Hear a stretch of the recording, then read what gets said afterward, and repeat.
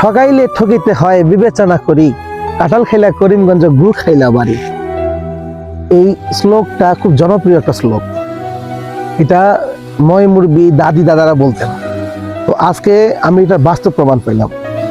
ভাই এবং বোন যারা আমার এই ভিডিও দেখেন, আমাকে ভালোবাসেন, আমাকে লাইক কমেন্ট করেন, তাদের জন্য আজকে এই ভিডিওটা।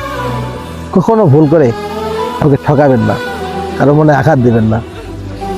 আজকে আপনি মানুষকে এতটুকু আঘাত দিবেন, সেই আঘাতটা একদিন এত বড় হয়ে আপনার কাছে আসবে, সেদিন আপনি বলবেন কি করছি, জীবনে ভুল করছি।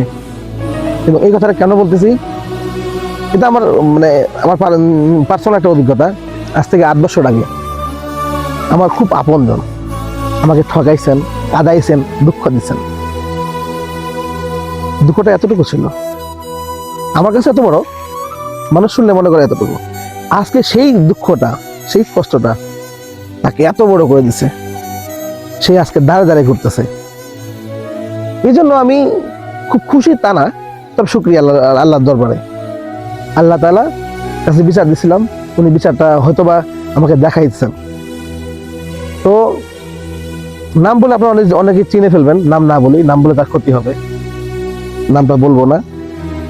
আপনারা যারা আমার এই ভিডিও দেখবেন, তাদের কাছে একটাই অনুরোধ, চলার পথে কখনো সে আপন হোক পর হোক, কখনো কাউকে ভুল করেও এতটুকু বিন্দু মানে আঘাত দিবেন না, কারণ এতটুকু আঘাত আপনার জীবনে এত বড় হয়ে ধরা দিবে। এটাই হয়তো আল্লাহ তাআলার রীতি। আল্লাহ তাআলা ছাড় দেন, ছেড়ে দেন না। অতএব সবাইকে অনুরোধ, সবাই মানুষের সঙ্গে মিলেমিশে চলবেন, আর এমনভাবে চলবেন যাতে কেউ কখনো কষ্ট না পায়। তো ভালো থাকবেন, আমার জন্য সবাই দোয়া করবেন। আল্লাহ হাফেজ, আসসালামু আলাইকুম।